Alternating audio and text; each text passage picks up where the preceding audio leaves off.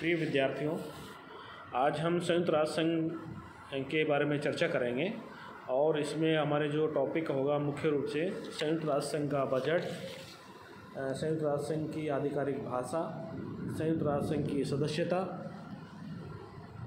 सदस्यों का निलंबन, सदस्यों का प्रत्याहरण, विड्रॉल ऑफ मेंबरशिप और चीन की सदस्यता का विवादास्पद पर्सन और सदस्यों का निष्कासन। ये हमारे आज के चर्चा का विषय होंगे और इसमें हम सबसे पहले लेते हैं संयुक्त राष्ट्र संघ का बजट। संयुक्त राष्ट्र संघ के बजट में इस वर्ष यानी कि 2020 का जो बजट रखा गया है संयुक्त राष्ट्र महासभा ने संयुक्त राष्ट्र संघ के लिए, वो 3.07 अरब अमेरिकी डॉलर 3.07 अरब अमेरिकी डॉलर इसका बजट रखा गया है। संयुक्त राष्ट्र संघ का जो बजट है, संयुक्त राष्ट्र संघ घोषणा पत्र अनुच्छेद 17 के अनुसार बजट पर विचार करने एवं उसे अनुमोदित करने की जिम्मेदारी महासभा की है। जैसे मैंने आपको बताया कि इस वर्ष 2020 का जो बजट है वो महासभा ने 3.07 अरब अमेरिकी डॉलर रखा है। तो ये महासभा निर्धारित करती है। इस अनुच्छेद के अनुसार संयुक्त राष्ट्र संघ के खर्च का वहन सदस्य देशों के द्वारा किया जाता है। राशि का निर्धारण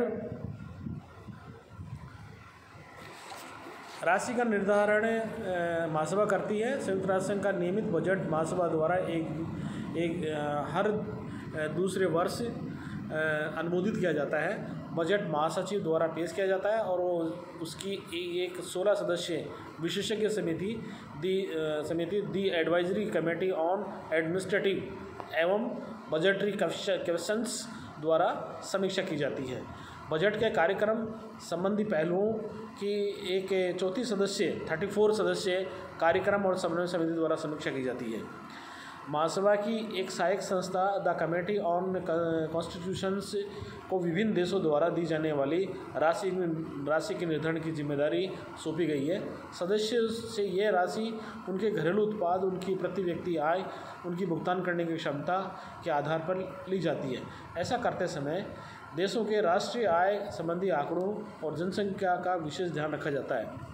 1992 में महासभा द्वारा लिए गए एक निर्णय के अनुसार किसी भी देश द्वारा दी जाने वाली सहायता राशि की अधिकतम सीमा को संगठन के कुल खर्च का 25% न्यूनतम सीमा को 0.01% निर्धारित किया गया है। वर्तमान में संयुक्त राष्ट्र के व्यय का 25% जापान, 20% जर्मनी, 9.85% यूके, 5.92% कनाडा और 2.73% रूस और 1.077 फ्रांस और 6.54 इटली और 5.43 भारत और 0.299 ये सब इसका ये योगदान करते हैं। इस समय संयुक्त राष्ट्र गंभीर आर्थिक संकट से गुजर रहा है। जैसे आपको मालूम है, इस कोविड-19 की वजह से अमेरिका ने WHO से अपना हाथ खींच लिया है। अर्थात WHO को जो अब तक अमेरिका सबसे ज़्यादा सहायता करता था, चीन के सह पर चीन ने एक तरीके से ऐसा गेम खेला है कि अमेरिका को लगभग WHO से बाहर कर दिया है और चीन अब ज़्यादा योगदान करने लगा है WHO।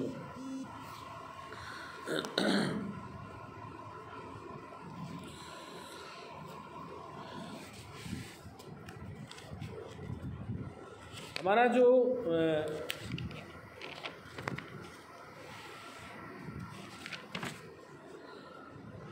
दूसरा पॉइंट है संयुक्त राष्ट्र संघ की आधिकारिक भाषाएं। संयुक्त राष्ट्र घोषणा पत्र के अंतर्गत संयुक्त राष्ट्र की आधिकारिक भाषाओं में चीनी, अंग्रेजी, फ्रेंच, रूसी, स्पेनिश संयुक्त राष्ट्र संघ के उदय के समय से ही प्रचलन में है। छठी आधिकारिक भाषा के रूप में अरबी भाषा को महासभा द्वारा 1973 में, सुरक्षा परिषद द्वारा 1982 में तथा आर्थिक सामाजिक परिषद द्वारा 1983 में आधिकारिक भाषा के रूप में स्थापित किया गया। वर्तमान में संयुक्त राष्ट्र संघ के सभी मुख्य दस्तावेज तथा महासभा, सुरक्षा परिषद, आर्थिक सामाजिक परिषद बैठकों में जो मिनट्स हैं इन 6 आधिकारिक भाषाओं में प्रकाशित होते हैं। संयुक्त राष्ट्र संघ की सदस्यता। संयुक्त राष्ट्र संघ में 2 प्रकार के सदस्यों का उल्लेख है।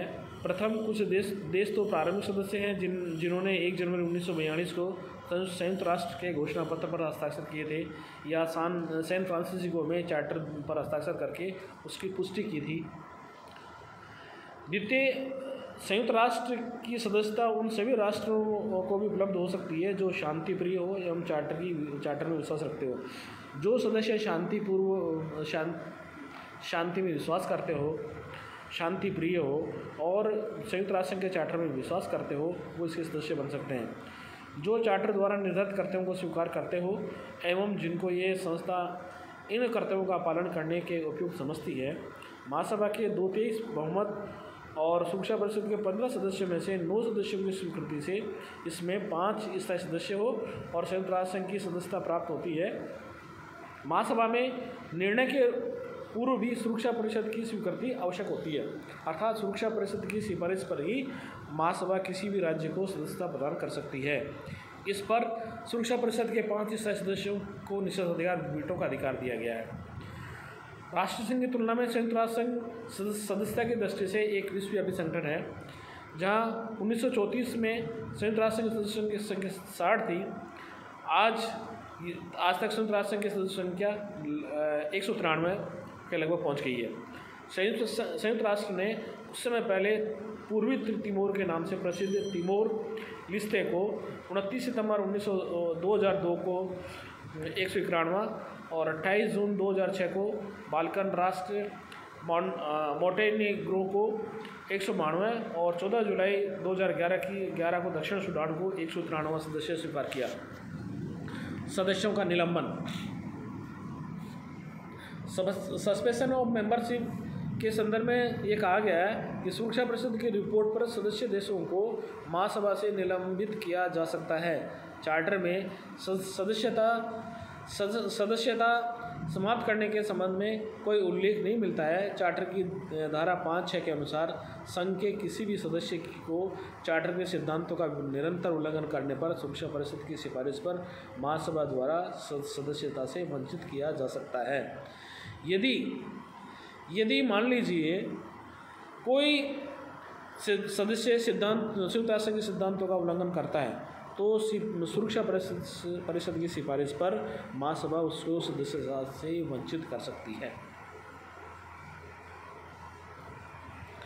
एवं उसकी सुविधाओं पर बंधन भी लगाया जा सकता है।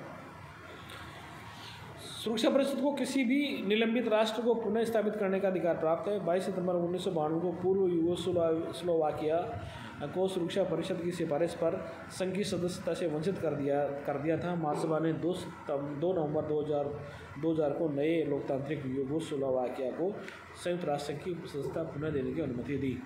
कंबोडिया में विधिवत व्यवस्थित सरकार के गठन के पश्चात 7 दिसंबर 1998 को संयुक्त राष्ट्र महासभा ने कंबोडिया सीट पर प्रतिनिधित्व का अधिकार नवगठित गठबंधन सरकार को प्रदान कर दिया। नेक्स्ट है इसका सदस्यता का प्रत्याहरण, विड्रॉल ऑफ मेंबरशिप।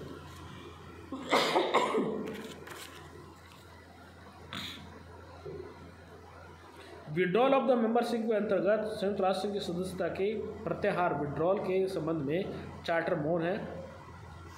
ये सदस्यों की सदस्यता के प्रत्याहार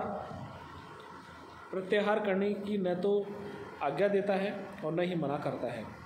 सैन फ्रांसिस्को सम्मेलन में इस विषय पर बहुत ही बड़ी बहस हुई थी और कुछ राज्य इस पक्ष में थे कि सदस्यों की सदस्यता को उनकी वापसी के लिए निषेध कर दिया जाए, अर्थात यदि कोई एक बार सदस्य इसका बन गया तो उसको वो हमेशा सदस्यता बना रहेगा। कुछ अन्य राज्य द्वारा इस पक्ष में थे कि यदि सदस्यों के लिए चार्टर में दिए गए संशोधनों को स्वीकार करना असंभव हो जाता है तो ऐसे सदस्यों को अपनी सदस्यता वापस लेने का अधिकार होना चाहिए। अंत में ये निश्चित किया गया कि इस विषय में कोई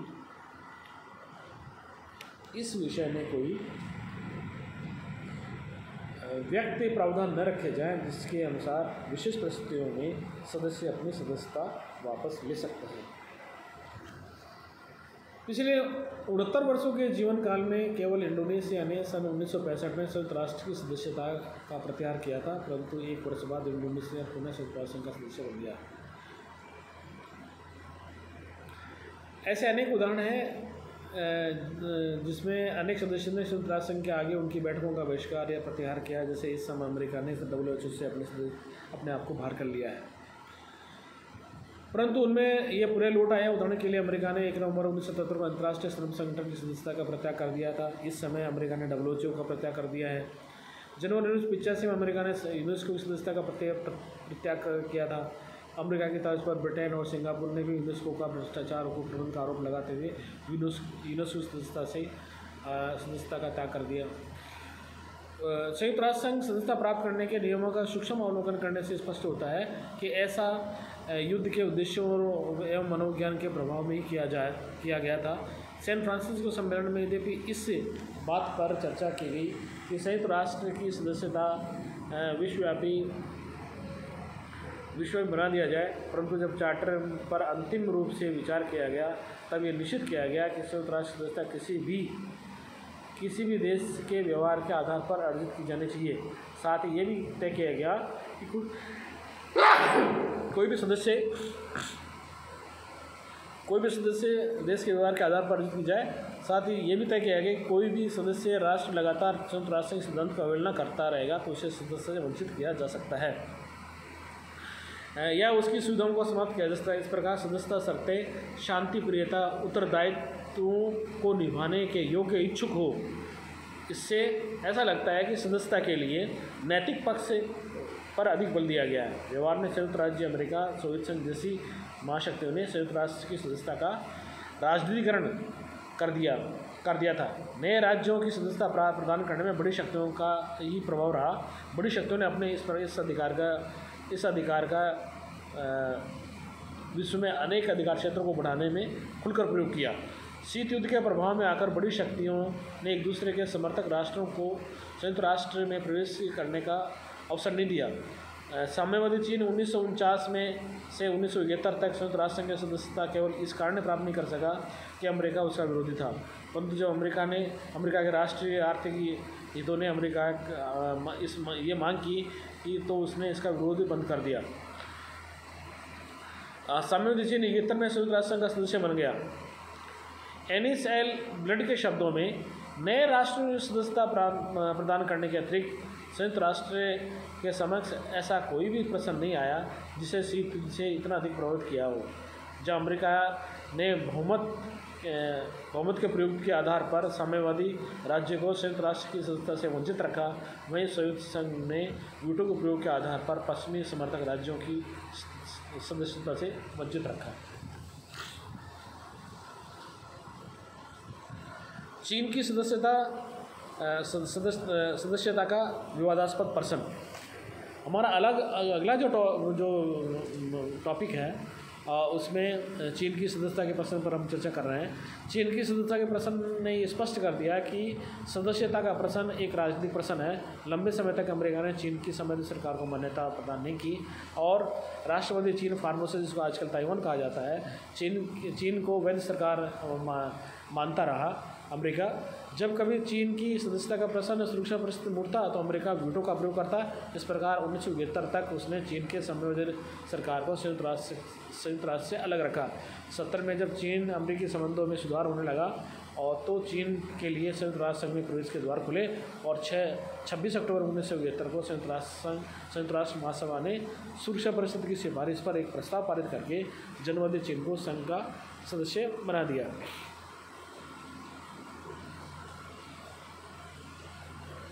इसके बाद पहले चीन का प्रतिनिधित्व करने वाले फार्मोसा ताइवान के राष्ट्रवादी चीन की सदस्यता के लिए सदस्यता से वंचित कर दिया गया। इस प्रकार संयुक्त राष्ट्र से निकाले जाने वाला पहला देश राष्ट्रवादी चीन है।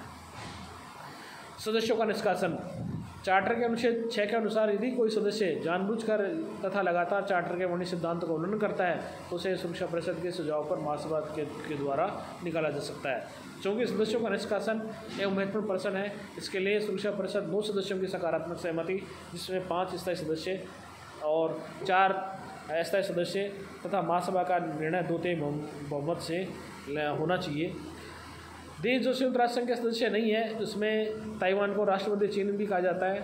जब साम्यवादी चीन को संघ एवं सुरक्षा परिषद का स्थायी सदस्य बनाया गया तो ताइवान को अल्बानिया के प्रस्तावानुसार संघ की प्राथमिक सदस्यता से निष्कासित कर दिया गया। ताइवान से आग्रह किया गया कि वह ताइवान नाम से संघ का सदस्य बनना स्वीकार करे, लेकिन उसे यह निर्णय मंजूर नहीं था। होली सिटी या वेटिकन की स्थिति स्थायी रूप से ये तटस्थीकृत प्रदेश है। वेटिकन सिटी संयुक्त राष्ट्र संघ का सदस्य नहीं है। तो इस प्रकार आज की चर्चा का हम समापन करते हैं। धन्यवाद।